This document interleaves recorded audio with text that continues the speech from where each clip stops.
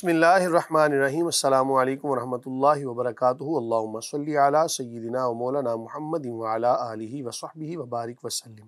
رب اشرح لی صدری ویسر لی امری واحلل عقدۃ من لسانی یفقہوا قولی واجعل لی وزیرا من اہلی آمین یا رب العالمین۔ ناظرین و سامعین، آپ دیکھ رہے ہیں مفتی آن لائن اور میں ہوں مفتی سخاوت منیر نعیمی۔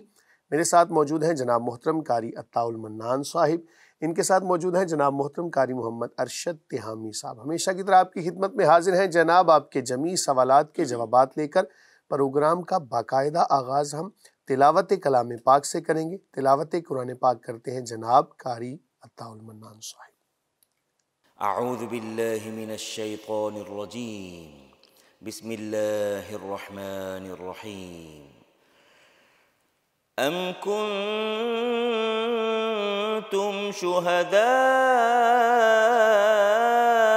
اذ حضر یعقوب الموت اذ قال لبنیہ ما تعبدون من بعدی قالوا نعبد إلهك وإله آبائك إبراهيم وإسماعيل وإسحاق إلها واحدا ونحن له مسلمون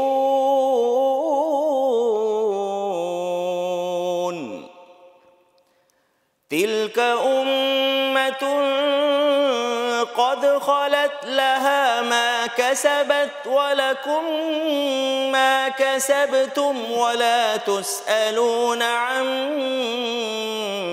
كانوا يعملون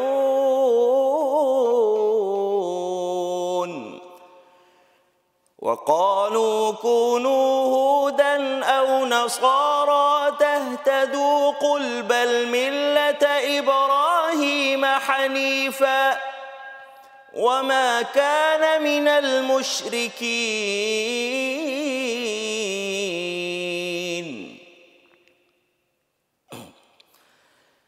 قولوا آمنا بالله وما أنزل إلينا وما أنزل إلى إبراهيم وإسماعيل وإسحاق وما أنزل إلى إبراهيم وإسماعيل وإسحاق ويعقوب والأسباط وما أوتي موسى وعيسى وما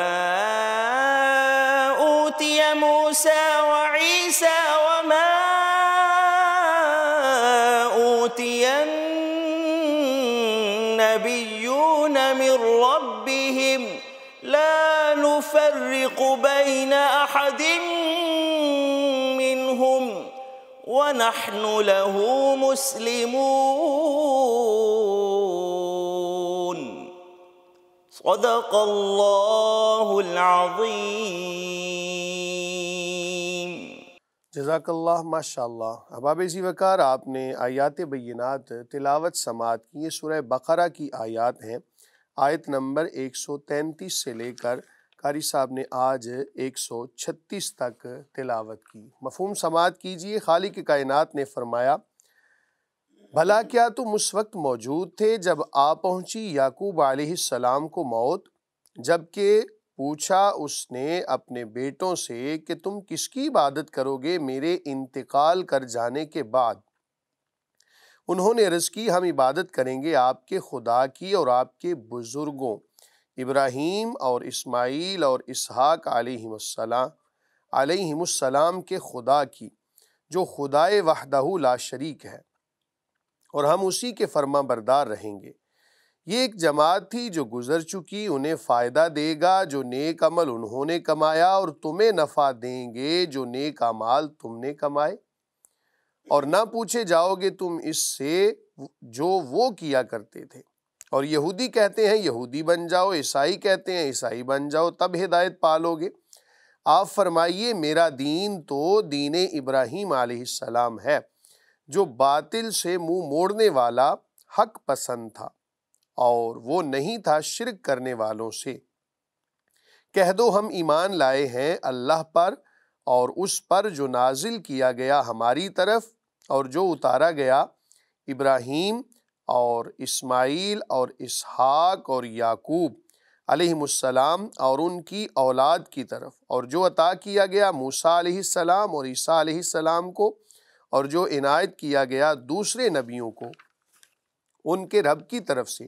ہم فرق نہیں کرتے ان میں کسی پر ایمان لانے میں، اور ہم تو اللہ کے فرما بردار ہیں۔ باب ذی وقار آیات بینات میں سے پہلی آیت کے اندر جو حکم ہوا کہ بھلا کیا تم اس وقت موجود تھے، کریم آقا علیہ السلام کے حوالے سے بھی اور باقیوں کو بھی یہ خطاب ہو رہا ہے کہ تم اس وقت موجود تھے۔ اگر تو اس کا مفہوم یوں ہم نکالیں کہ خطاب نبی کریم صلی اللہ علیہ وآلہ وسلم کو ہے، تو پھر یہ کریم آقا علیہ السلام کے نبوت کے حوالے سے دلیل بنے گی کہ کریم آقا علیہ السلام وہاں پر موجود نہ ہوتے ہوئے بھی ان تمام چیزوں کے حوالے سے اگر تمہیں خبریں دے رہے ہیں تو اس کا مطلب یہ ہے کہ کریم آقا علیہ السلام نبی برحق ہیں۔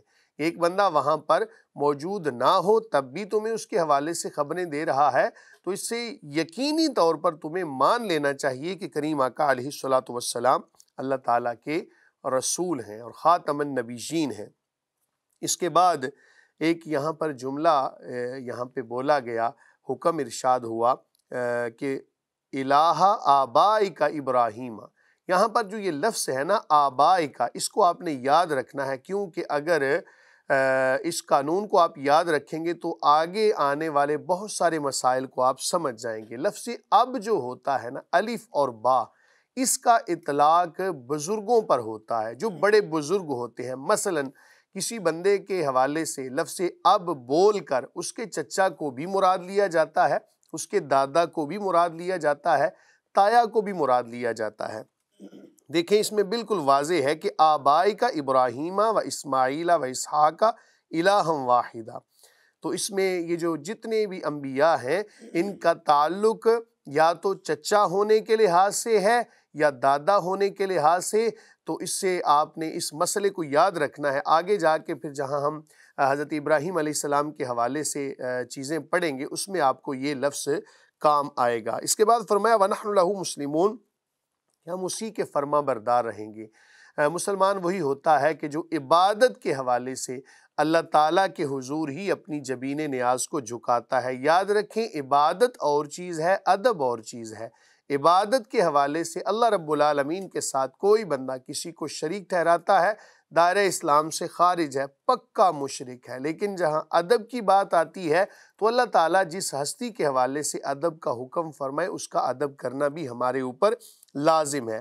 آگے فرمایا یہ ایک جماعت تھی گزر چکی، ان کے اعمال ان کے ساتھ، تمہارے اعمال تمہارے ساتھ۔ اس سے ہمیں کیا سبق ملتا ہے کہ ہمیں اپنے اعمال کے حوالے سے فکر ہونی چاہیے۔ بعض لوگ چھوٹی چھوٹی باتوں کو لے کر بڑی لمبی لمبی ابحاث اس کے در پہ ہو جاتے ہیں، حالانکہ سوچنا یہ چاہیے کہ جو ہم نے عمل کیا اس کا فائدہ، مثال کے طور پر کسی بندے نے کوئی بہت بڑی ہستی ہو، اللہ نہ کرے اس سے کوئی خطا، انبیاء کے بعد کی بات کر رہا ہوں، ان سے کوئی خطا سرزد ہو جائے تو یاد رکھیں کہ ان کے حوالے سے ہم سے نہیں پوچھا جائے گا، ہم سے ہمارے بارے میں پوچھا جائے گا کہ تم نے کیا معاملات کیے۔ بعض دفعہ لوگ بڑی بڑی ہستیوں کے بارے میں نا ایسے ہی زبان درازی کر لیتے ہیں اور اپنا نقصان کر بیٹھتے ہیں۔ یہ کبھی نہیں سوچتے کہ جس کا عمل اسی کو فائدہ دے گا، اگر ہم نے کوئی زبان کھولی تو اس سے ہمارے اعمال کے حوالے سے نقصان ہو سکتا ہے۔ اس کے بعد یہودیوں کے حوالے سے، عیسائیوں کے حوالے سے یہ ایک بیان کیا گیا۔ یہودی کہتے ہیں یہودی بن جاؤ، عیسائی کہتے ہیں عیسائی بن جاؤ۔ کریم آقا علیہ السلام کو ارشاد ہوا آپ ان سے فرما دیجئے کہ میں تو ملت ابراہیمی کے حوالے سے معاملہ کرتا ہوں، اور حضرت ابراہیم علیہ السلام بالکل خالص دین پر عمل فرمانے والے تھے۔ اس سے یہودیوں اور عیسائیوں کے اس عقائد کے حوالے سے رد کیا گیا کہ حضرت ابراہیم علیہ السلام نہ، کیونکہ یہودی کہتے تھے کہ حضرت ابراہیم علیہ السلام یہودی ہیں، عیسائی کہتے تھے عیسائی ہیں، تو کریمہ کا علیہ الصلوۃ والسلام پر ان آیات بینات کو نازل فرما کر یہ واضح کر دیا گیا کہ حضرت ابراہیم علیہ السلام تو بالکل خالص دین پر عمل فرمانے والے ہیں۔ اس میں اور بھی تفاصیل ہے۔ آخر میں فرما دیا کہ جس طرح یہ لوگ، اب یہ جملہ بڑا قابل غور ہے اور نقطہ بڑا قابل غور ہے کہ جس طرح یہ باقی لوگ، باقی ادیان والے لوگ جناب، کوئی کسی نبی کا انکار کر دیتا ہے، کوئی کسی نبی کا انکار کر دیتا ہے، کوئی کسی ہستی کا انکار کر دیتا ہے، تو حکم کیا ہوا کہ تم نے اے مسلمانوں کسی نبی کے مابین فرق نہیں کرنا۔ لا نفرق بین احد منہم، ہم ان میں سے کسی کے مابین فرق نہیں کرتے۔ ہر ہستی جس کی شان کو اللہ تعالیٰ نے بلند فرمایا ہے اس کی شان کا اقرار کرنا۔ انبیاء میں سے تو بالیقین، بالکل بالضروری یہ لازم ہے، اور اس کے بعد بھی جو ہستیاں ہیں ان کے حوالے سے شان و عظمت کا پہلو ہی نکالنا چاہیے۔ یاد رکھیں کہ مسلمان کا ایمان ہی تب کامل ہوتا ہے جب تمام انبیاء کی رسالت کو مان لیتا ہے کہ اپنے اپنے وقت میں ان کی شریعتیں حق پر تھیں، عمل جو ہوگا وہ قرآن پر ہوگا۔ بہت ساری تفاصیل ہیں ان میں جناب، آپ متعدد تفاسیر کتب ہیں ان کی طرف رجوع کر سکتے ہیں۔ اللہ تعالیٰ کی بارگاہ میں دعا ہے کہ خالق کائنات ہمیں قرآن مجید فرقان حمید کی تعلیمات کو سمجھنے، بیان کرنے اور ان پر عمل کرنے کی توفیق عطا فرمائے۔ پروگرام کے اگلے مرحلے کی جانب بڑھتے ہیں جناب۔ جیسا کہ آپ جانتے ہیں ہمارا اگلا مرحلہ حمد باری تعالیٰ پر مشتمل ہوتا ہے۔ اللہ تعالیٰ کی بارگاہ میں حمد و ثنا پیش کریں گے جناب قاری محمد ارشد تہامی صاحب۔ چاند تاروں میں تو، مرغزاروں میں تو، اے خدایا کس نے تیری حقیقت کو پایا؟ چاند تاروں میں تو، مرغزاروں میں تو، اے خدایا کس نے تیری حقیقت کو پایا؟ تو نے پتھر میں کیڑے کو پالا، خشک مٹی سے سبزہ نکالا۔ تو نے پتھر میں کیڑے کو پالا، خشک مٹی سے سبزہ نکالا۔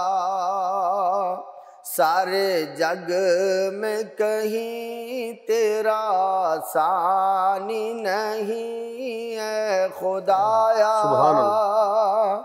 کس نے تیری حقیقت کو پایا؟ یا الہی یہ کیا ماجرا ہے، طائروں میں بھی تیری ثنا ہے۔ یا الہی یہ کیا ماجرا ہے، طائروں میں بھی تیری ثنا ہے۔ بحر و بر میں ہے تو، خشک و تر میں بھی تو، اے خدایا کس نے تیری حقیقت کو پایا؟ تیرے جلوے عیاں تو نہاں ہے، تیری ہستی کا مظہر جہاں ہے۔ تیرے جلوے عیاں تو نہاں ہے، تیری ہستی کا مظہر جہاں ہے۔ دم تیرا بھروں، سجدہ تیرا کروں، اے خدایا کس نے تیری حقیقت کو پایا؟ کس نے تیری حقیقت کو پایا؟ ذرے ذرے میں تیری ثنا ہے، پتے پتے میں جلوہ تیرا ہے، ذرے ذرے میں تیری ثنا ہے، پتے پتے میں جلوہ تیرا ہے، ہم نے دیکھا جدھر تجھ کو پایا ادھر اے خدایا، کس نے تیری حقیقت کو پایا، چاند تاروں میں تو مرغزاروں میں تو اے خدایا، کس نے تیری حقیقت کو پایا۔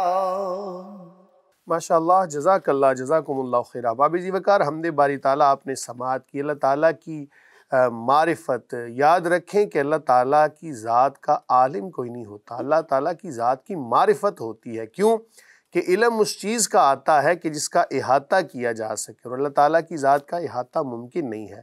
بڑے ہی پیارے انداز میں اللہ رب العالمین کی بارگاہ میں حمد و ثنا پیش کی قاری صاحب نے۔ پروگرام کے اگلے مرحلے کی جانب بڑھتے ہیں جناب۔ جیسا کہ آپ جانتے ہیں، ہمارا اگلا مرحلہ حضور نبی کریم صلی اللہ علیہ وآلہ وسلم کی صفت و ثنا کرنا، نعتیں پڑھنا، گلہائے عقیدت پیش کرنا، اس کے حوالے سے ہوتا ہے۔ کریم آقا علیہ السلام کی بارگاہ میں عقیدت کے پھول نچھاور کرتے ہیں، یعنی نعت رسول مقبول صلی اللہ علیہ وآلہ وسلم پیش کرنے کی سعادت حاصل کرتے ہیں جناب قاری محمد ارشد تہامی صاحب۔ ایسا کوئی محبوب نہ ہوگا نہ کہیں ہے، بیٹھا ہے چٹائی پہ مگر عرش نشیں ہے، ایسا کوئی محبوب نہ ہوگا نہ کہیں ہے، بیٹھا ہے چٹائی پہ مگر عرش نشیں ہے، ملتا نہیں کیا کیا دو جہاں کو تیرے در سے، ملتا نہیں کیا کیا دو جہاں کو تیرے در سے،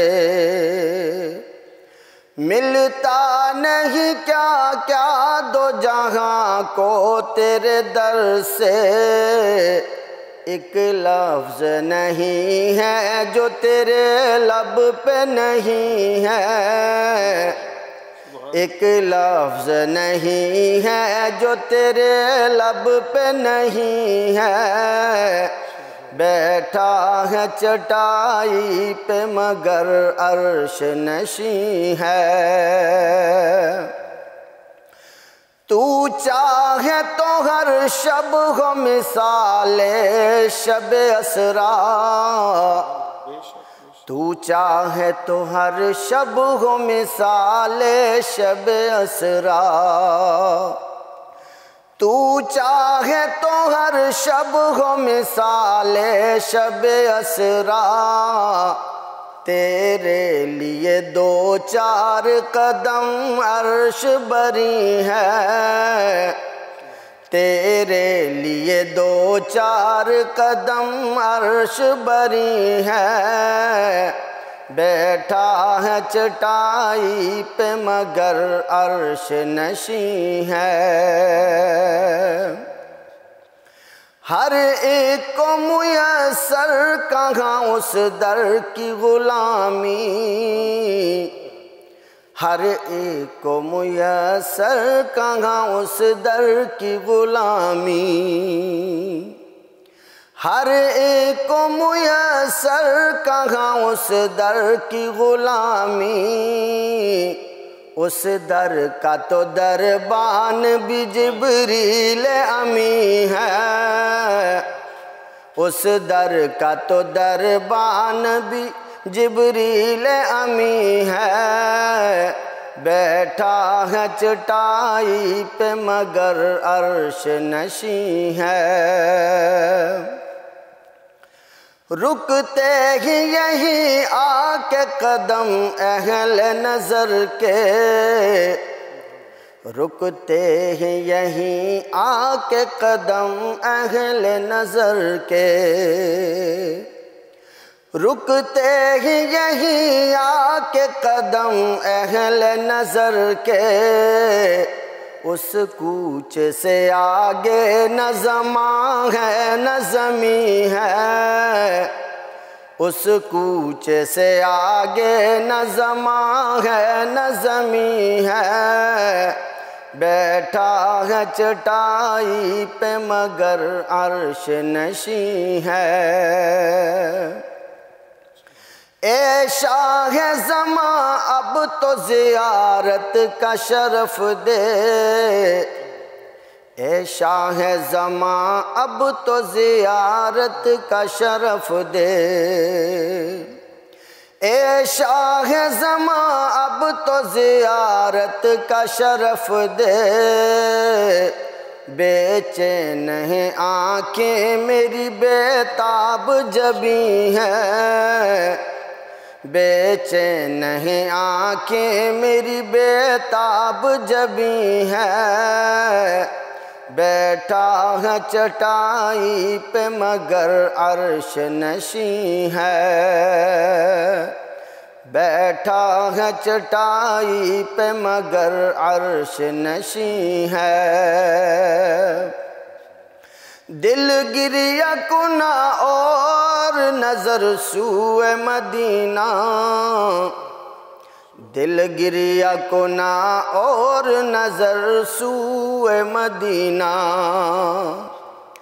دل گریہ کنا اور نظر سوئے مدینہ، اعظم تیرا انداز طلب کتنا حسین ہے، اعظم تیرا انداز طلب کتنا حسین ہے، بیٹھا ہے چٹائی پہ مگر عرش نشیں ہے،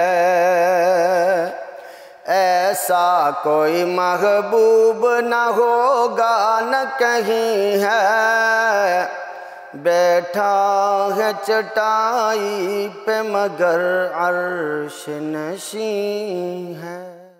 ماشاءاللہ، جزاک اللہ، جزاکم اللہ خیر۔ احباب ذی وقار، نعت رسول مقبول صلی اللہ علیہ وآلہ وسلم آپ نے سماعت کی۔ پروگرام کے اگلے مرحلے کی جانب بڑھتے ہیں۔ جیسا کہ آپ جانتے ہیں ہمارا اگلا مرحلہ سوالات و جوابات کی نشست پر مشتمل ہوتا ہے۔ آپ احباب کے بہت سارے سوالات ہمیں موصول ہوتے رہتے ہیں۔ ایک یاد رکھیں ایک چیز کہ بعض لوگ نا فورس کر رہے ہوتے ہیں سوالات کے حوالے سے کہ ہمارا جواب ابھی تک نہیں آیا، ہمارے سوال کو شامل نہیں کیا گیا۔ واضح رہے کہ یہ بالترتیب ایک ترتیب کے ساتھ ہم پروگرام میں شامل کرتے ہیں۔ اگر آپ کا سوال لیٹ ہو چکا ہے تو آپ اس بات کا یقین کر لیجئے کہ آپ سے پہلے بہت سارے سوالات ایک ترتیب کے ساتھ ہمیں موصول ہوتے رہتے ہیں، اس لیے ہم اس کو جب بھی موقع ملا ضرور انشاءاللہ آپ کا پروگرام میں سوال شامل کیا جائے گا۔ ایک اور بات یاد رکھیں، بعض دفعہ آپ کا سوال اس نوعیت کا ہوتا ہے کہ جس کو پروگرام میں ہم شامل نہیں کر سکتے، کوئی ایسا مسئلہ ہوتا ہے اس کے اندر، کوئی بالکل اختلافی مسئلہ ہے جس کے حوالے سے جناب کوئی فرقہ وارانہ باتیں ہیں، تو ان کو ہم پروگرام میں شامل نہیں کرتے۔ ہمارا مقصد فرقہ واریت کو فروغ دینا نہیں بلکہ فرقہ واریت کو ختم کرنا ہے، اس لیے ہم بعض وجوہات کی بنا پر آپ کے سوال کو شامل نہیں کر پاتے۔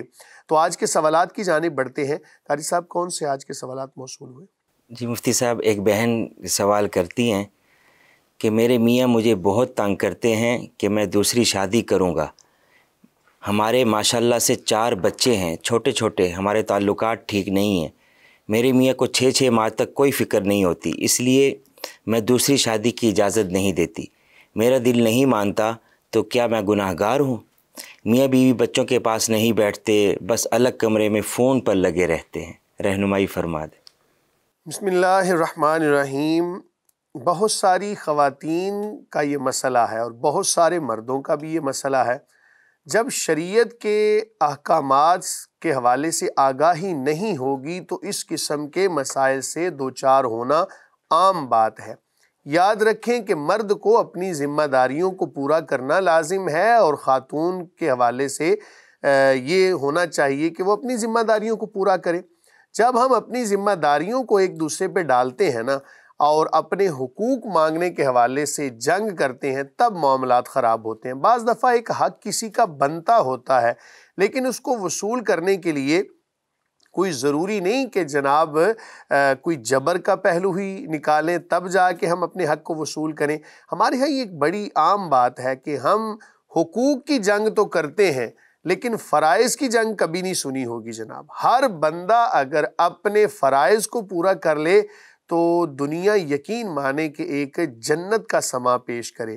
یاد رکھیں کہ مرد کو اللہ تعالیٰ نے یہ اجازت عطا فرمائی ہے کہ وہ 4 آزاد خواتین سے نکاح کر سکتا ہے، لیکن اگر ساتھ شرط بھی بتا دی نا، اگر انصاف کر سکتا ہو، اگر انصاف نہیں کر پائے گا، ایک خاتون کے حوالے سے جناب حقوق پورے نہیں کر رہا اور ان صاحب کو شوق چڑھا ہوا ہے دوسری تیسری اور چوتھی شادی کا، اور ہر وقت اپنی خاتون سے آ کے یہ کہیں کہ بس اب تو دوسری شادی کو دل کر رہا ہے، تیسری کو۔ وہ ایک بات بھی مشہور ہے کہ مرد ایسی مخلوق خدا ہے کہ اس کو ہمیشہ شادی کا شوق رہتا ہے، شادی سے پہلے بھی شادی کا شوق رہتا ہے اور شادی کے بعد بھی شادی ہی کا شوق رہتا ہے۔ بہرحال اگر تو آپ حقوق ادا کر سکتے ہوں تو آپ یہ کر سکتے ہیں، لیکن شرط یاد رکھیں کہ اگر ان کے مابین انصاف نہ کر پائے تو پھر قیامت کے دن عذاب کا سامنا بھی کرنا پڑے گا۔ اس لیے ان تمام چیزوں کو ملحوظ خاطر رکھیں۔ اگر جناب آپ کی ایک بیوی ہے تو پہلے اس کے حقوق تو پورے کر لیں۔ اگر ان حقوق کو پورا کرنے کے بعد بھی آپ سمجھتے ہیں کہ آپ کے پاس نان و نفقہ کے حوالے سے طاقت موجود ہے، اور اس کے علاوہ جتنی بھی طاقتیں جناب ایک گھر کو چلانے کے لیے ہوتی ہیں وہ ساری کی ساری موجود ہیں، تو پھر دوسری شادی اس کے لیے کرنا کوئی حرام نہیں ہے۔ اس کو معاشرے کے اندر حرام کی حد تک سمجھا جاتا ہے۔ تو میں اپنی بہنہ سے بھی مخاطب ہو کے کہوں گا کہ اگر وہ دوسری شادی کرنا چاہتے ہیں تو یہ کہنا کہ میں ان کو اجازت نہیں دیتی، شریعت نے آپ کو کوئی حق نہیں دیا کہ آپ اپنے خاوند کے حوالے سے کوئی روک لگائیں۔ ہاں، قانونی معاملات اگر کچھ ایسے ہوں کہ پہلی بیوی کی اجازت لینا قانوناً اگر ضروری ہو تو وہ ایک علیحدہ معاملہ ہے، اس حوالے سے آپ کسی وکیل صاحب سے رابطہ کر سکتی ہیں۔ میرا مقصد آپ کو مسئلہ بتانا ہے کہ آپ کے خاوند کو چاہیے کہ آپ کے حقوق پورے ادا کرے، نہیں ادا کرتا دنیا میں بھی جواب دہ ہے، آخرت میں بھی عذاب کا سامنا کرنا پڑے گا۔ تاہم ان کا یہ معاملہ کہ جناب وہ بیوی بچوں کو ٹائم نہیں دیتے اور ایک کمرے میں جا کے بیٹھ جاتے ہیں، تو آپ بھی ذرا اپنے معاملات پہ غور کریں۔ ایک خاتون کے لیے یہ ضروری ہے کہ خاوند کے گھر میں آنے سے پہلے وہ تیار ہو کے بیٹھی ہو اور ہر وہ تزئین اختیار کرے کہ جو اس کا خاوند پسند کرتا ہے۔ 4 دیواری کے اندر رہتے ہوئے وہ جس لباس کو پسند کرتا ہے، خاتون کو چاہیے ویسا لباس پہن کے بیٹھے، خوشبو لگائے اپنے جسم کے حوالے سے، اپنے کپڑوں کے حوالے سے۔ اسی طرح جناب وہ غسل کر کے بیٹھے، اپنے منہ کو صاف کرے، اپنے چہرے کو آرائش تزئین کہہ لیں، میک اپ کہہ لیں اس کو، یہ ساری کی ساری چیزیں خاوند کے آنے سے پہلے تیار کر کے رکھے۔ جو خاوند پسند کرتا ہے کھانے کے لحاظ سے، پینے کے لحاظ سے، اس کا اہتمام کر کے بیٹھے تو خاوند کی مجال ہے کہ باہر چلا جائے۔ ہمارے ہاں کیا ہوتا ہے، خواتین جناب خاوند بعد میں گھر میں آتا ہے اور اس کے آنے سے پہلے کوئی خواتین سر کو باندھ کے بیٹھی ہوئی ہیں، میرے فلاں جگہ پہ درد ہو رہی ہے، آج جناب یہ بچہ بیمار ہو گیا تھا، آج گھر کے اندر یہ چیز نہیں ہے۔ خاوند تھکا ہارا باہر سے آتا ہے اور اس کو جناب اگر ایسی چیزوں کا سامنا کرنا پڑے تو پھر وہ باہر نہیں جائے گا تو اور کہاں جائے گا۔ تو اس لیے ماحول گھر کے اندر ایسا پیدا کریں کہ خاوند کی جرت نہ ہو کہ گھر میں آ کے باہر کیسے جائے۔ وہ دیکھیں نا، ایک بندے کو گھر کے اندر اتنا سکون مل رہا ہو تو اس کو کیا ضرورت ہے دوستوں کے پاس بیٹھنے کی۔ جب وہ یہ ساری چیزیں گھر میں آ کے دیکھتا ہے نا، پریشانیاں، تو پھر وہ سکون حاصل کرنے کے لیے باہر کی طرف رجوع کرتا ہے۔ جو چیزیں جناب وہ موبائل پہ دیکھ رہا ہے وہ ساری چیزیں آپ اس کو گھر میں پرووائڈ کر کے دیکھیں، انشاءاللہ فرق پڑے گا۔ مفتی صاحب، اگلا سوال، وضو میں جو اعضاء دھونے کا حکم ہے، کیا ان اعضاء میں مثلاً چہرہ، بازو اور پاؤں ہر جگہ سے 2 قطرے بہنے ضروری ہیں، یا تھوڑا سا پانی بہا لیں اور باقی جگہ سے مل لیں تو وضو ہو جائے گا؟ بسم اللہ الرحمن الرحیم۔ یہ مسئلہ آپ نے یاد رکھنا ہے جناب کہ دھونا اور ہے، ملنا اور ہے، مسح کرنا اور ہے۔ بعض لوگ خاص طور پہ سردیوں کے اندر نا یہ معاملہ کرتے ہوئے نظر آتے ہیں۔ تھوڑا سا پانی بہایا جسم کے اوپر اور باقی پانی کو تیل کی طرح اس کے اوپر جناب مالش کر لی اور سمجھتے ہیں ہمارا وضو ہو گیا۔ اصول یاد رکھنا ہے آپ نے کہ جو نجاست حکمی ہے اس کو بہاؤ کے ساتھ، یا جو نجاست حقیقی ہو اس کو بھی بہاؤ کے ساتھ، سیلان کے ساتھ، بہاؤ کے ساتھ دور کیا جاتا ہے، چھڑکاؤ کے ساتھ نہیں۔ چھڑکاؤ کا مطلب کیا ہوتا ہے کہ کسی جگہ پر پانی کو چھڑک دینا، اس سے نجاست زائل نہیں ہوگی۔ نجاست کے زائل ہونے کے لیے آپ نے یہ مسئلہ یاد رکھنا ہے کہ پانی بہانا ہے آپ نے، اور بہانا کتنی مرتبہ ہے؟ 1 مرتبہ تو لازم ہے، اور 2 مرتبہ بہتر ہے، اور 3 مرتبہ مسنون و مستحب ہے۔ کریم آقا علیہ الصلوۃ والسلام نے جب وضو کا طریقہ سکھایا تو ساتھ یہ بھی ارشاد فرمایا کہ جس نے 1 مرتبہ دھویا اس نے ایک طرح سے نافرمانی کی کہ اس کو چاہیے تھا کہ دوسری مرتبہ بھی دھوتا اور تیسری مرتبہ بھی، اور 2 مرتبہ دھونا بہتر اور تیسری مرتبہ دھونا۔ ساتھ یہ بھی فرمایا کہ یہ انبیاء کا وضو ہے اور میرا وضو ہے، اور اس سے زیادتی کرنا یہ اسراف کے اندر آئے گا۔ تو 3 مرتبہ اپنے جسم پر پانی بہانا ہے جناب۔ ہاتھ دھوئے ہیں تو ہاتھوں پہ پانی بہانا ہے، اسی طرح بازو دھونے ہیں آپ نے، چہرہ دھونا ہے، پاؤں دھونے ہیں تو اس کے اوپر پانی بہنا چاہیے۔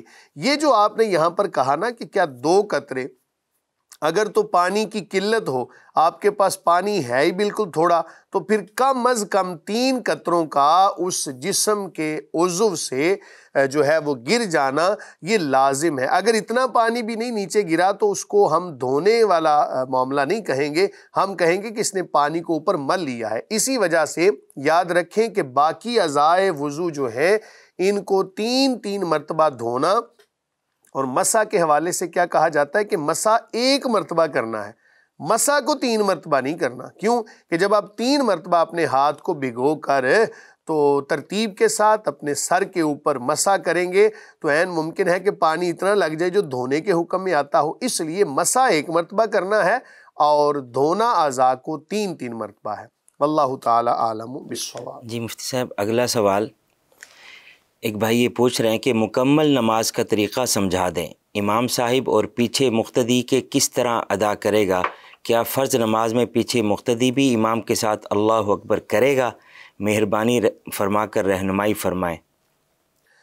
بسم اللہ الرحمن الرحیم۔ مسئلہ آپ کا جناب مختلف فی ہے، اختلافی مسئلہ ہے، لیکن میں کوشش کرتا ہوں اس کو کہ کسی صحیح طریقے کے ساتھ آپ کے گوش گزار کر دوں۔ ایک اصول آپ یاد، تمام سننے والے، تمام دیکھنے والے ایک اصول یاد رکھیں، اور میرے لیے بھی یہ بڑی حیران کن بات تھی جب میں نے حدیث کی کتاب پڑھتے ہوئے میرے استاد صاحب نے مجھے یہ بتایا، تو ایک طرح سے نا میں بڑا حیران بھی ہوا کہ اتنا معاشرے کا ایک پکڑ دکڑ والا مسئلہ اور ایسا کھچاؤ والا مسئلہ کہ جس کو استاد صاحب نے چند جملوں کے اندر کتنا اچھے طریقے سے بیان کر دیا۔ استاد صاحب نے مجھے فرمایا کہ بیٹا دین جو ہے نا یہ نبی کریم صلی اللہ علیہ وآلہ وسلم کی اداؤں کا نام ہے۔ اب یہ اصول آپ نے سمجھ لیا کہ دین کریم آقا علیہ الصلوۃ والسلام کی اداؤں کا نام ہے۔ اللہ رب العالمین نے اپنے حبیب صلی اللہ علیہ وآلہ وسلم کی کسی ادا کو فراموش نہیں کیا۔ ہر ادا کریم آقا علیہ الصلوۃ والسلام کی تا صبح قیامت جاری و ساری رہے گی۔ مثلا کریم آقا علیہ الصلوۃ والسلام نے اگر اپنی مبارک ظاہری حیات میں رفع الیدین کے ساتھ نماز پڑھی تو قیامت تک حضرت امام شافعی علیہ رحمہ کی تقلید کرنے والے اور بھی جو ائمہ کو ماننے والے ہیں تا صبح قیامت رفع الیدین کرتے رہیں گے۔ نبی کریم صلی اللہ علیہ وآلہ وسلم نے اگر کسی موقع پر آمین کو بلند آواز سے کہا تو قیامت تک ایسے لوگ رہیں گے، حضرت امام شافعی علیہ رحمہ کے حوالے سے اور دیگر ائمہ ہیں ان کی تقلید کرنے والے، کہ جو آمین کو بلند آواز سے بھی کہیں گے۔ آہستہ کریم آقا علیہ الصلوۃ والسلام نے کہا تو آہستہ کہنے والے بھی رہیں گے، حتیٰ کہ کریم آقا علیہ الصلوۃ والسلام کی ایک جس کو ظاہری طور پر ہم چھوٹی سے چھوٹی سنت کہتے ہیں وہ بھی تا صبح قیامت جاری و ساری رہے گی اور اس پر عمل کرنے والے موجود رہیں گے۔ اگر کسی عذر کی بنا پر بھی، یہ اصول آپ نے یاد رکھنا ہے، پھر آپ کو مسئلہ سمجھ میں آئے گا، اگر کریم آقا علیہ الصلوۃ والسلام نے کسی عذر کی بنا پر بھی کوئی عمل فرمایا تو اللہ تعالیٰ کی ذات ایسے افراد کو پیدا فرمائے گی کہ جو تا صبح قیامت اس عذر کی بنا پر کیے گئے عمل کو بھی جاری و ساری رکھیں گے۔ اب آتے ہیں جناب طریقہ نماز کی طرف۔ صحابہ کرام علیہم الرضوان نے نبی کریم صلی اللہ علیہ وآلہ وسلم سے جس موقع پر جس طرح نماز پڑھتے ہوئے ان کو دیکھا اسی طرح آگے روایت کر دیا، اور احناف جس طرح نماز پڑھتے ہیں ظاہر ہے اس کے پیچھے بھی ایک حدیث ہے، اور دیگر جو مقلدین ہیں یا غیر مقلدین ہیں، ظواہر اہل ظواہر ہیں جو حدیث کے ظاہر پر عمل کرتے ہیں، وہ تمام کے تمام احادیث سے ہی استدلال کرتے ہیں۔ تاہم یہ مسئلہ آپ نے یاد رکھنا ہے، جناب حضرت عبداللہ ابن مسعود رضی اللہ تعالی عنہ آپ وہ صحابی رسول ہیں کہ جن کو کریم آقا علیہ الصلوۃ والسلام نے فقیہ صحابی قرار دیا۔ صحابہ کے بھی کچھ مراتب ہیں، نفس صحابیت میں تو سبھی برابر ہیں، اور آگے پھر تقویٰ کے اندر، پرہیزگاری کے اندر، اور کسی ایک فن میں مہارت کے لحاظ سے صحابہ کرام علیہم الرضوان کے درجات مختلف ہیں۔ مثلا ایک صحابی ایسے ہیں کہ جو فقاہت کے درجے پر فائز ہیں، جس طرح کہ حضرت عبداللہ بن مسعود ہیں، حضرت عبداللہ ابن عباس ہیں، اسی طرح خلفائے راشدین ہیں۔ تو یہ تمام صحابہ اپنا اپنا ان کا مقام و مرتبہ ہے، بلکہ کریم آقا علیہ الصلوۃ والسلام نے اپنی امت کے حوالے سے جس صحابی کو حکیم الامت قرار دیا ان کا نام حضرت ابو دردہ ہے، کہ ان کے فرامین اور انہوں نے جو باتیں ارشاد فرمائیں وہ بڑی حکمت پر مبنی ہیں۔ تو تمام صحابہ ستاروں کی مانند ہیں، جس کی بھی پیروی کرو گے راہ ہدایت کو پالو گے۔ تو اس لیے حضرت عبداللہ بن مسعود رضی اللہ تعالی عنہ آپ نے جو نماز سکھائی صحابہ کرام علیہ الرضوان کے حوالے سے، سب کے سامنے نماز پڑھ کے دکھائی، تمام نے دیکھا، خاموشی اختیار کی، وہ آج اس طرح نماز ہے کہ جس طرح فقہ حنفی کے حوالے سے نماز پڑھی جاتی ہے۔ اور فقہ حنفی بھی ظاہر ہے کوئی اپنی طرف سے تو درمیان میں کسی چیز کو نہیں ڈالیں گے، یا امام شافعی علیہ رحمہ ہیں، اہل ظواہر ہیں، ہر کوئی حدیث کی بنا پر اور جو ایک طریقہ نماز کا سند کے ساتھ پہنچتا ہے اسی پر عمل کرتے ہیں۔ اب میں آتا ہوں، بات کو مختصر کرتا ہوں کہ جب آپ نے نماز پڑھنی ہے جناب تو اللہ اکبر بھی آپ نے ساتھ ساتھ کہنا ہے۔ یہ نہیں کہ امام صاحب تکبیرات کہتے رہیں اور پیچھے جو لوگ کھڑے ہیں وہ بغیر تکبیرات کہے تو ارکان کے اندر منتقل ہوتے چلے جائیں، ایسا نہیں ہے۔ تکبیرات بھی آپ نے کہنی ہے، جب بھی آپ نے نماز میں شامل ہونا ہے، ثنا آپ نے پڑھنی ہے۔ رکوع اگر آپ نے امام کے ساتھ پا لیا تو آپ کی رکعت ہو گئی، اگر رکوع بھی نہیں پایا تو آپ کی کوئی رکعت نہیں ہوئی، یعنی جس رکعت کا آپ نے رکوع نہیں پایا وہ رکعت آپ کی نہیں ہوگی۔ اسی طرح یہ بھی اصول یاد رکھیں کہ بعض صحابہ نے یہ بھی بیان کیا کہ امام کے پیچھے جو قرات ہے وہ نہیں کی جاتی، بعض نے کہا کی جاتی ہے۔ تو اپنے اپنے مسالک کے حوالے سے آپ عمل کر سکتے ہیں، جو میرے پاس انفارمیشن تھی قرآن و سنت کی روشنی میں آپ کے گوش گزار کر دی۔ امام کے پیچھے اللہ اکبر کہنا واجب ہے یا سنت ہے؟ یہ سنت ہے کہ جب امام جو ہے تکبیرات کہے تو آپ بھی ساتھ تکبیرات کو کہتے جائیں، جو اقتداء کرنے والے ہیں وہ بھی تکبیرات اگر کو کوئی کہیں۔ تکبیر نہ کہے اور ویسے ہی امام کی اقتداء کرتے رہے، اس کی نماز اس کی ہو جائے گی، لیکن ایسا عمل کرنا درست نہیں۔ جی مفتی صاحب وائس نوٹ پلے کرتا ہوں تو آپ یہ سنیے گا اور پھر اس کا جواب دیجیے گا۔ مفتی صاحب آپ کی بارگاہ میں سوال یہ ہے کہ جمعے کی فرض سے پہلے والی سنتے ہیں اور فرض سے بعد والی سنتے ہیں اور نوافل ان کی نیت نماز جمعہ کی ہوگی اور یا ظہر کی؟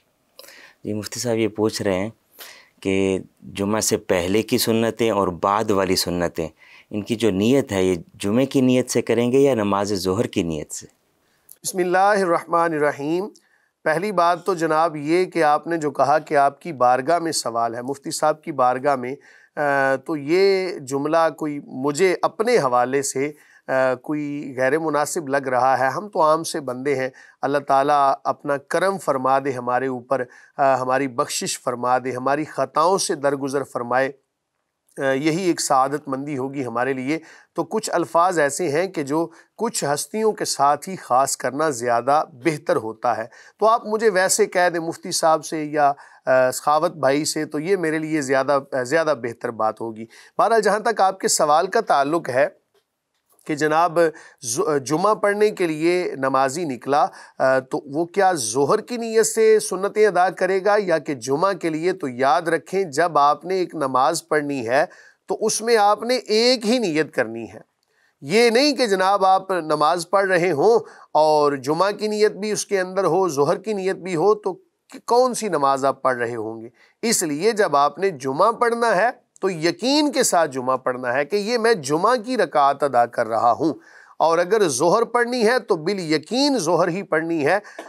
کچھ لوگ بہرحال اس کے اندر اپنی طرف سے یہ یا کوئی شریعت کی روشنی کے اندر یہ مسائل بیان کرتے ہوئے نظر آئے ہیں کہ آپ جناب ظہر کی بھی نیت کر لیں، جمعہ کی بھی، تو جو ہو گیا ہو گیا۔ تو میرا سوال یہ ہے کہ جناب جب آپ عبادت کر رہے ہوں تو آپ کا فوکس کس پہ ہوگا؟ ظہر پہ ہوگا یا جمعہ پہ؟ یا تو آپ جمعہ پڑھیں گے یا ظہر، اور ظہر جو ہے یہ جمعہ کا بدل ہے، جمعہ ظہر کا بدل ہے، یعنی ایک ہوگا تو دوسرا نہیں ہوگا، دوسرا ہوگا تو پہلا نہیں ہوگا۔ اس لیے جب آپ نے جمعہ ادا کرنا ہے تو یقین کے ساتھ جمعہ کی ہی رکعت ادا کریں، وہ ظہر کے قائم مقام ہے۔ واللہ تعالی عالم بالصواب۔ مفتی صاحب اگلا سوال، ایک بھائی پوچھتے ہیں کہ نامحرم کو مبارکباد دینا کیسا ہے؟ بسم اللہ الرحمن الرحیم۔ نامحرم کو جناب مبارکباد دیں گے تو بہت سارے مفاسد اس کے اندر آئیں گے۔ عذر شرعی کے بنا غیر محرم سے کلام کرنا جائز نہیں ہے۔ اب آپ کہیں گے جی مفتی صاحب بڑے تنگ نظر ہیں اور ہمیں تو چاہیے کہ جناب وسعت نظر کا مظاہرہ کرنا، تو جناب جہاں پر وسعت ہوتی ہے، جہاں پر گنجائش ہوتی ہے، وہاں پر ہی گنجائش کو دیا جاتا ہے۔ جہاں پر گنجائش شریعت نے نہ دی ہو، ہم اپنی طرف سے اس میں گنجائش پیدا نہیں کر سکتے۔ یاد رکھیں کہ جب آپ مبارکباد دیں گے نا غیر محرم کو، تو اب اس کے بعد ہی باتیں شروع ہوں گی۔ تو جب باتیں شروع ہوں گی تو پھر کیا کیا ہوں گی، اس میں کوئی آپ کے پاس لمٹ نہیں ہوگی، کوئی روک نہیں لگا سکیں گے۔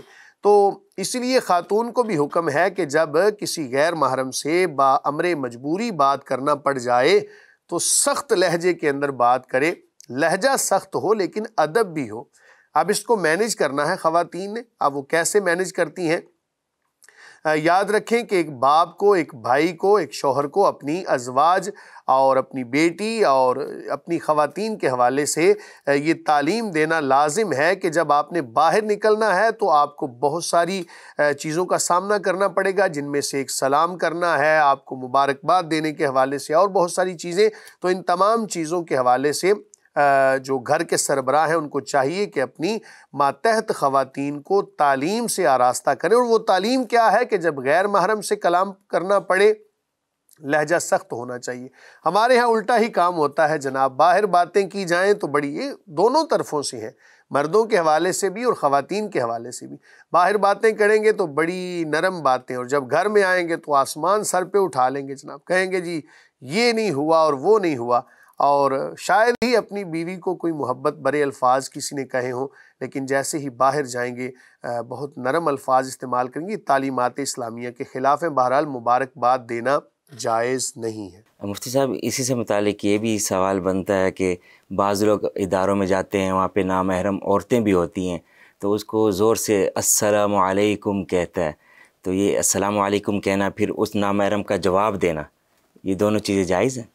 دیکھیں اگر تو آپ اس حدیث سے دلیل پکڑیں کہ کریم آقا علیہ الصلوۃ والسلام نے خواتین کو سلام فرمایا، تو نبی کریم صلی اللہ علیہ وآلہ وسلم کے بعض معاملات ایسے ہیں کہ جس پر ہم خود کو قیاس نہیں کر سکتے۔ کچھ چیزیں نبی کریم صلی اللہ علیہ وآلہ وسلم کا خاصہ ہیں، اور کریم آقا علیہ الصلوۃ والسلام تو اپنی امت کے روحانی باپ کی حیثیت رکھتے ہیں، تو اس لیے آپ کا سلام کرنا کچھ اور طرح تھا۔ ہم اگر سلام کریں گے تو اس میں بہت ساری خرابیوں کا ہمیں سامنا کرنا پڑے گا، اس لیے سلام نہ کرنا بہتر ہے۔ اس کی وجہ یہ کہ سلام سے ہی کلام کی ابتدا ہوتی ہے۔ ہاں یہ کر لیں آپ کہ اگر وہاں پر جناب اور کچھ افراد کھڑے ہیں، مرد حضرات ہیں، خواتین ہیں، تو آپ پھر تمام کو سلام کر لیں، لیکن کوشش کریں کہ اس سے بچ جانا بہتر ہے۔ اگر کوئی ضرورت بن گئی، کسی نے سلام کر دیا، تو ہم اس کو کوئی حرام قطعی بھی نہیں کہیں گے کہ جناب اس نے کوئی کبیرہ گناہ کا ارتکاب کر لیا۔ حیا کے دائرہ کار کے اندر رہ کر اور اس حدیث کو مد نظر رکھتے ہوئے، تمام چیزوں سے بچتے ہوئے اگر کسی نے سلام کر لیا تو ہم اس کو کوئی گناہ کبیرہ پر محمول نہیں کر سکتے۔ ہم یہ کہتے ہیں کہ بچنا بہتر ہے۔ اگر کسی نے سلام کر لیا تو اللہ تعالیٰ کی بارگاہ میں امید کرتے ہیں کہ وہ گناہ گار نہیں ہو۔ نامحرم عورت جواب دیتی ہے اپنی خوبصورت سی آواز میں، اور اگر للچاتا ہے تو جواب دینا جائز ہوگا؟ اگر تو للچانے والا معاملہ اور دل کو پگھلانے والا معاملہ، دل کو نرم کرنے والا معاملہ اور خرابیوں کی جانب جانے والا معاملہ اگر ہو تو پھر بچنا بہتر ہے۔ اب دیکھیں نا، یہ بندے کے اوپر ڈیپینڈ کرے گا اور خاتون کے اوپر بھی ڈیپینڈ کرے گا۔ مثلا میں جا رہا ہوں جناب، اپنے گاؤں میں جاتا ہوں، تو وہاں پر بوڑھی خواتین ہیں کوئی، تو بڑی محبت کے ساتھ اور ایک عزت کے ساتھ اور احترام کہہ لیں، اس کو جو بھی کہہ لیں، تو وہ سلام کرتی ہیں۔ اب میں ان کے سامنے کہوں جی میں تو ان کو جواب نہیں دیتا، تو پھر ذرا نا ایک عرف کے لحاظ سے بھی بڑی عجیب سی بات ہوگی کہ وہ میری ماں کی مثل ہیں، ماں کی طرح ہیں، اور اسی طرح جناب عزت کا مقام ہے، تو ان کو سلام کر لینے میں امید کرتے ہیں کہ گناہ نہیں ہوگا۔ لیکن اگر میرے ہم عمر کوئی خاتون ہو اور جناب جس کی طرف طبیعت کا میلان ہو، تو اس کو اگر سلام کرنا پڑ جائے تو پھر بچنا بہتر ہے۔ اب یہ دونوں کے اوپر ڈیپینڈ کرے گا کہ موقع محال کی مناسبت سے معاملہ کر لیں۔ جی مفتی صاحب، اگلا سوال ایک بھائی یہ پوچھتے ہیں کہ ہماری شرعی رہنمائی فرمائیں کہ فیس بک پر ایسے لوگوں کی تصاویر لگانا جو کئی عرصہ پہلے فوت ہو چکے ہوں، جائز ہے یا نہیں؟ بسم اللہ الرحمن الرحیم۔ کوئی بھی بندہ جب فوت ہو جاتا ہے تو اس کی تصویر کو اس نیت کے ساتھ بنانا کہ باعث عبرت ہو اور ہمیں آخرت کی یاد آئے، موت کی یاد آئے، اس میں تو کوئی حرج نہیں ہے۔ اور کریم آقا علیہ الصلوۃ والسلام نے جاندار کی تصویر بنانے کے حوالے سے ممانعت فرمائی۔ اگر کوئی کسی ڈیڈ باڈی کی تصویر بناتا ہے تو اس میں یہ چیزیں نہیں پائی جائیں گی، وہ بے جان ہے ایک، تو اس کی تصویر بنا کر باعث عبرت یا پھر اس نیت کے ساتھ لگانا کہ اس کے اعمال بڑے اچھے تھے اور لوگ اس کو دیکھ کر تو اس بندے جیسے اعمال کریں، اس میں کوئی قباحت نہیں ہے۔ لیکن ایسے ہی فضول میں خود نمائی کے لیے اور اپنی واہ واہ کروانے کے لیے، لائکس حاصل کرنے کے لیے اور جناب کسی اور مقصد کے لیے لگانا، یہ شرعاً جائز نہیں ہے۔ تصویر سے حتی الامکان بچنا چاہیے۔ جہاں ضرورت شرعی بن جائے، حاجت شدیدہ بن جائے، وہاں پھر اس کی اجازت علماء نے دی۔ اس کے علاوہ اس سے بچنا بہرحال بہتر ہے۔ مفتی صاحب، سنا ہے کہ موبائل پر تصویر کھینچ کر فیس بک پر دی جائے، نامحرم کی وہ تصویر نہ ہو تو جائز ہوتا ہے؟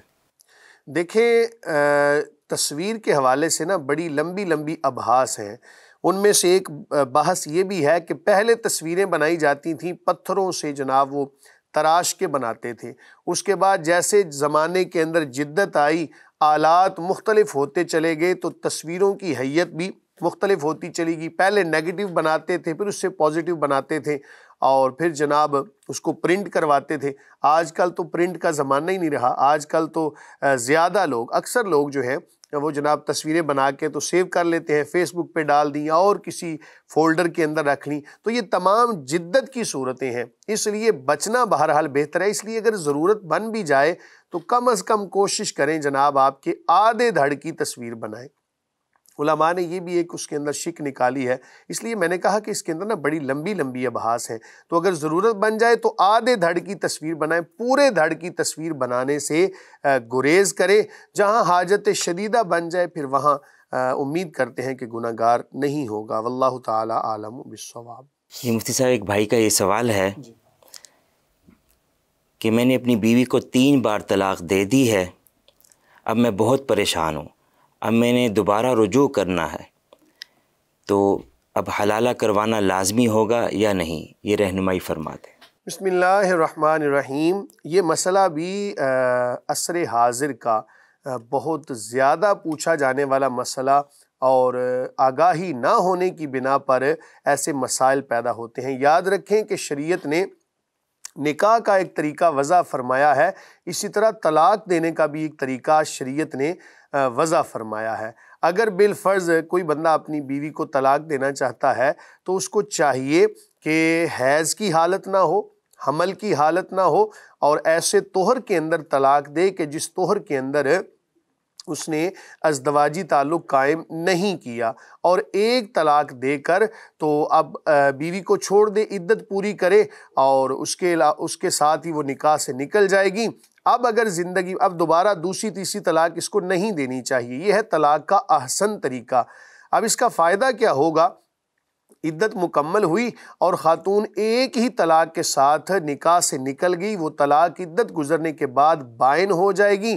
اگر زندگی میں دوبارہ کبھی رجوع کرنے کا دل کرے، کوئی ایسی صورتحال بن جائے، تو بغیر کسی حد تک کے، بغیر کسی نقصان کے یہ جناب دوبارہ اپنا گھر بسا سکتے ہیں۔ لیکن جب شریعت کے مطابق عمل نہیں نہ کرتے تو پھر بہت ساری خرابیوں کا سامنا کرنا پڑتا ہے، جن میں سے ایک مسئلہ یہ ہے، مرد کو بھی شاید پتہ نہیں جوش آتا ہے اور وہ 3 طلاقیں دے کے ہی سانس لیتا ہے، اور پھر بعد میں کہتا ہے جناب کوئی رستہ نکالیں۔ بھائی ہم شریعت کو بیان کرنے والے ہیں، شریعت کو رد و بدل کرنا یہ ہمارے بس میں نہیں ہے۔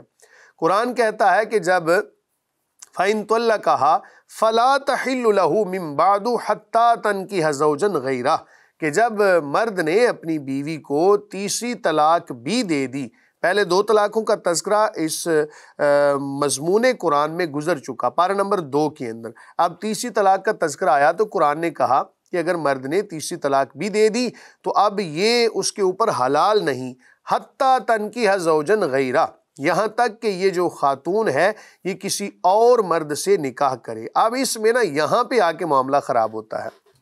ہم یہ مسئلہ تو سن لیتے ہیں، بیان بھی کر دیتے ہیں، کچھ لوگ کہتے ہیں چلو یار پھر ہم یہ کرتے ہیں کہ کچھ دیر کے لیے نکاح اس شرط پر کر دیتے ہیں دوسرے بندے کے ساتھ کہ وہ جناب اس کو طلاق دے دے گا۔ یاد رکھیں مشروط نکاح نہیں ہوتا۔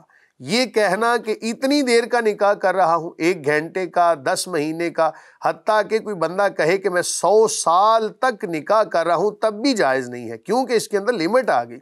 نکاح جب ہوتا ہے تو نکاح مطلقاً ہوتا ہے۔